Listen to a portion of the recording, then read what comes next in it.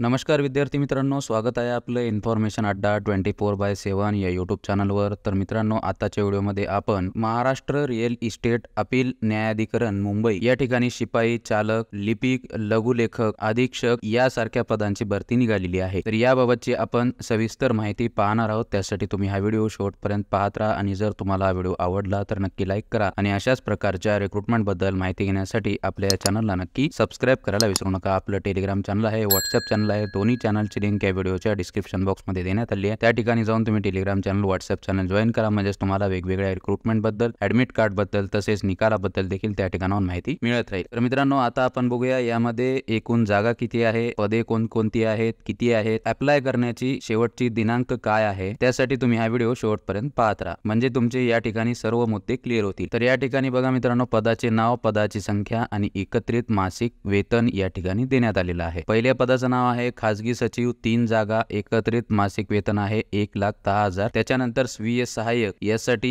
1 जागा आहे, 90,000 रुपये प्रतिमाह मासिक वेतन आहे। निम्न श्रेणी लघुलेखक साठी 1 जागा आहे, 65,000 रुपये वेतन आहे। वित्त व लेखा अधिकारी यासाठी 1 जागा आहे, 78,000 रुपये मासिक वेतन आहे। अधीक्षक साठी 2 जागा आहेत, 55,000 रुपये प्रतिमाह मासिक वेतन आहे। सहाय्यक अधीक्षक 2 जागा आहेत, 50,000 रुपये मासिक वेतन आहे। अधीक्षकच्या 2 जागा आहेत, 55,000 रुपये मासिक वेतन आहे। माहिती तंत्रज्ञान अधिकारी म्हणजेच IT ऑफिसर साठी 1 जागा आहे, 50,000 रुपये प्रतिमाह वेतन आहे। तांत्रिक सहाय्यक साठी 1 जागा आहे, 48,000 रुपये मासिक वेतन आहे। लघु टंकलेखक साठी 1 जागा आहे, 47,030 रुपये एकत्रित मासिक वेतन असणार आहे। त्यानंतर अभिलेखापाल साठी 1 जागा, 45,000 रुपये मासिक वेतन आहे। कनिष्ठ लिपिक साठी 4 जागा आहेत, 36,000 रुपये मासिक वेतन आहे। वाहन चालकची 2 जागा आहेत, 28,000 रुपये एकत्रित मासिक वेतन आहे। शिपाई साठी 4 जागा आहेत, 27,000 रुपये एकत्रित मासिक वेतन असणार आहे। तर मित्रांनो, आता याच्या पात्रता बघूयात। प्रत्येक पदासाठी वेगवेगळी पात्रता देण्यात आलेली आहे। पहिलं पद आहे खाजगी सचिव, यासाठी पात्रता मागितलेली आहे मान्यताप्राप्त विद्यापीठाची पदवी, ज्यांचं या ठिकाणी लॉ मध्ये शिक्षण झालेलं असेल, म्हणजेच विधी पदवी प्राप्त असतील अशा विद्यार्थ्यांना या ठिकाणी प्राधान्य दिलं जाणार आहे। लघुलेखन मागितलेलं आहे 120 शब्द प्रति मिनिट इंग्रजी आणि मराठी लघुलेखन 120 शब्द प्रति मिनिट उत्तीर्ण प्रमाणपत्र व इंग्रजी टायपिंग 40, मराठी टायपिंग 40 उत्तीर्ण असणे आवश्यक आहे। MSCIT प्रमाणपत्र मागितलेलं आहे। उच्च न्यायालय किंवा जिल्हा न्यायालयामधील खाजगी सचिव या पदावर 10 वर्षाचा अनुभव आवश्यक मागितलेला आहे। त्यानंतर या पदावर नेमणूक झाल्यास अपीलीय न्यायाधिकरणाच्या न्यायिक कामामध्ये श्रुतलेखन म्हणजेच डिक्टेशन घेणे क्रमप्राप्त राहील। त्यानंतरची पोस्ट आहे स्वीय सहाय्यक, यासाठी मान्यताप्राप्त विद्यापीठाची पदवी मागितलेली आहे। इंग्रजी लघुलेखन 120 शब्द प्रति मिनिट, मराठी लघुलेखन 120 शब्द प्रति मिनिट मागितलेला आहे। त्यासोबतच इंग्रजी टायपिंग 40, मराठी टायपिंग 40 देखील मागितलेला आहे। MSCIT प्रमाणपत्र देखील मागितलेला आहे आणि न्यायालय किंवा न्यायाधिकरणामधील कामाचा 5 ते 7 वर्षाचा अनुभव देखील या ठिकाणी स्वीय सहाय्यक पदासाठी मागितलेला आहे। जर एवढी पात्रता तुमच्याकडे असेल तर तुम्ही स्वीय सहाय्यक या पदासाठी अर्ज करू शकता। त्यानंतरची पोस्ट आहे निम्न श्रेणी लघुलेखक, यासाठी मान्यताप्राप्त विद्यापीठाची पदवी, इंग्रजी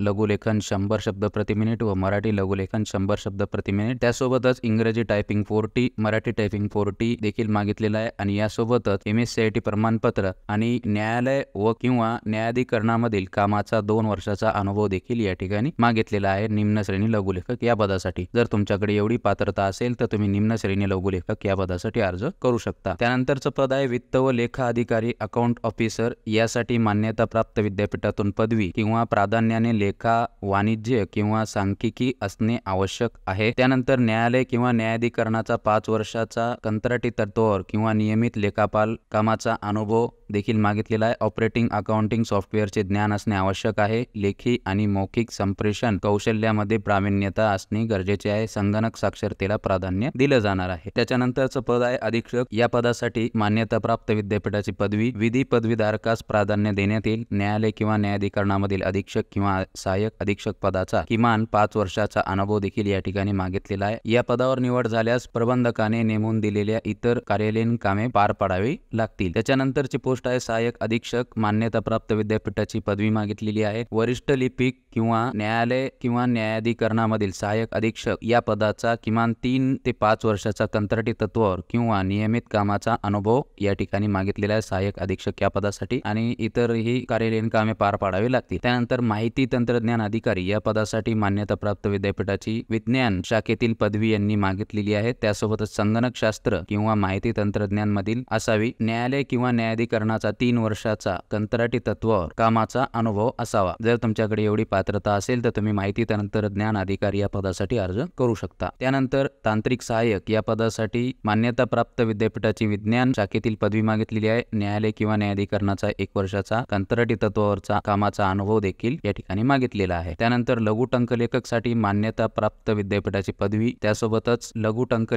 लघुलेखन मागितलेला आहे. 80 शब्द प्रति मिनिट इंग्रजी, 80 शब्द प्रति मिनिट मराठी व इंग्रजी टंकलेखन 40, मराठी टंकलेखन 30 जर तुमच्याकडे असेल तर तुम्ही या पदासाठी अर्ज करू शकता. लघुटंकलेखक साठी त्यासोबतच MSCIT प्रमाणपत्र उत्तीर्ण आणि न्यायालय किंवा न्यायाधिकरणामधील कामाचा अनुभव आवश्यक आहे. त्याच्यानंतरची पोस्ट आहे अभिलेखापाल मान्यता प्राप्त विद्यापीठाची पदवी, न्यायालय किंवा न्यायाधिकरणामधील अभिलेखा विभागातील 2 वर्षाचा कंत्राटी तत्वावर किंवा नियमित कामाचा अनुभव या ठिकाणी अभिलेखापाल या पदासाठी मागितलेला आहे. त्यानंतर कनिष्ठ लिपिक या पदासाठी अर्ज करण्याच्या तारखेपर्यंत मान्यता प्राप्त विद्यापीठाची पदवी उत्तीर्ण असणे आवश्यक आहे. जर एखादा विद्यार्थी ग्रॅज्युएशन नसेल, त्याच्याकडे सर्टिफिकेट नसेल किंवा परीक्षेचा रिझल्ट लागणे बाकी असेल तर अर्ज करण्याच्या तारखेपर्यंत तो विद्यार्थी उत्तीर्ण असणे आवश्यक आहे. अर्ज करण्याच्या तारखेपर्यंत मराठी टंकलेखन 30, इंग्रजी टंकलेखन 40 उत्तीर्ण प्रमाणपत्र आवश्यक आहे. MSCIT प्रमाणपत्र आवश्यक आहे आणि न्यायालय व न्यायाधिकरणामध्ये लिपिक पदाचा 2 वर्षाचा कंत्राटी तत्वावर किंवा नियमित कामाचा अनुभव असावा. त्यानंतर वाहन चालक या पदासाठी उच्च माध्यमिक शालांत परीक्षा उत्तीर्ण असणे आवश्यक आहे, म्हणजेच 12वी पास. त्यानंतर उमेदवाराकडे मोटार वाहन अधिनियम 1988 प्रमाणे वैध प्रभावीपणे कार्यरत असा किमान हलके मोटार वाहन म्हणजेच LMV चालवण्याचा परवाना म्हणजेच त्याला ड्रायव्हिंग लायसन्स विद्यार्थ्याकडे असणं गरजेचं आहे आणि अर्ज केल्याच्या दिनांकापासून असावा. अर्ज करण्याच्या तारखेस उमेदवाराजवळ किमान 7 वर्ष हलके किंवा जड मोटार वाहन चालवण्याचा अनुभव देखील असावा. उमेदवाराचा पूर्वकाळ रेकॉर्ड जो आहे तो वाहन चालक म्हणून स्वच्छ असावा. उमेदवार मोटार वाहनाची देखभाल व सर्वसाधारण दुरुस्तीचे ज्ञान असणे आवश्यक आहे. उमेदवारास मुंबई शहराची प्रादेशिक रचना याची माहिती असावी. उमेदवार शारीरिक दृष्ट्या सक्षम व सुदृढ आणि निर्व्यसनी असावा. त्यानंतर 4 चाकी मोटार वाहनाची देखभाल आणि किरकोळ दुरुस्ती या दोन्हीचा अधिकतम अनुभव आणि कार्यरत ज्ञान असणे आवश्यक आहे. निवड झालेल्या उमेदवाराची प्रथम वैद्यकीय चाचणी केली जाईल. सक्षम प्राधिकाऱ्याने वैद्यकीय दृष्ट्या सक्षम असल्याचे प्रमाणित केल्यावरती याची नियुक्ती करण्यात येईल. वाहन चालवण्याच्या व्यतिरिक्त शिपाई पदाची कामे व इतर कार्य करणे बंधनकारक राहील. तिसरं आणि म्हणजे शेवटचं पद आहे शिपाई. उच्च माध्यमिक शालांत परीक्षा उत्तीर्ण असणे आवश्यक आहे. 12वी पास पाहिजे शिपाई या पदासाठी. न्यायालय किंवा न्यायाधिकरणाचा किंवा तत्सम 2 वर्षाचा कंत्राटी तत्वावर किंवा नियमित कामाचा अनुभव असणे आवश्यक आहे. तर आता मित्रांनो ही झाली संपूर्ण पदाबद्दलची पात्रतेबद्दलची माहिती. तर मित्रांनो तुमचे जे अर्ज आहेत ते तुम्हाला पोस्टाने, कुरिअरने किंवा वैयक्तिक 23 ऑक्टोबर 2024 पर्यंत कार्यालयीन वेळेत आपले अर्ज पाठवावे. 23 ऑक्टोबर 2024 नंतर येणारे अर्ज ग्राह्य धरले जाणार नाहीत याची सर्व संबंधितांनी नोंद घ्यावी. अर्ज पाठविताना अर्जदाराने पाकिटावर कोणत्या पदासाठी अर्ज केला आहे ते ठळक अक्षरात लिहावे. निवड झालेल्या उमेदवारांची सुरुवातीची नियुक्ती ही 11 महिन्यांच्या कालावधीकरिता असेल, कॉन्ट्रॅक्ट बेसवर असेल. त्यानंतर कामाची गुणवत्ता व तुमच्या कामाचा उरक पाहूनच उमेदवारास पुढील कालावधीकरिता म्हणजेच 2 वेळा 11 महिन्यांची पुनर्नियुक्ती कंत्राटी तत्वावर देण्यात येईल. तर मित्रांनो हा अशा पद्धतीचा अर्ज आहे. या ठिकाणी विषय दिलेला आहे, कोणत्या पदासाठी तुम्ही अर्ज करतात, संदर्भ टाकायचा आहे, संपूर्ण माहिती तुमची भरायची आहे, डॉक्युमेंट्स जोडायचे आहे. खाली या ठिकाणी पत्ता दिलेला आहे, या पत्त्यावर पाठवून द्यायचा आहे. याची शेवटची तारीख आहे 23 ऑक्टोबर 2024. तर मित्रांनो हा PDF तुम्हाला जर लागत असेल तर आपल्या टेलिग्राम चॅनलवर तुम्हाला भेटून जाईल. टेलिग्राम चॅनलची लिंक या व्हिडिओच्या डिस्क्रिप्शन बॉक्समध्ये देण्यात आली आहे. त्या ठिकाणी जाऊन तुम्ही टेलिग्राम चॅनल जॉईन करा, म्हणजेच तुम्हाला सदर PDF वाचता येईल. तुम्हाला जर हा व्हिडिओ आवडला तर नक्की लाईक करा. याबद्दल तुमचे काही प्रश्न असतील तर कमेंट बॉक्समध्ये कमेंट करून नक्की विचारा. तुमच्या शंकेचं निरसन 100% केलं जाईल. तुम्हाला जर हा व्हिडिओ आवडला तर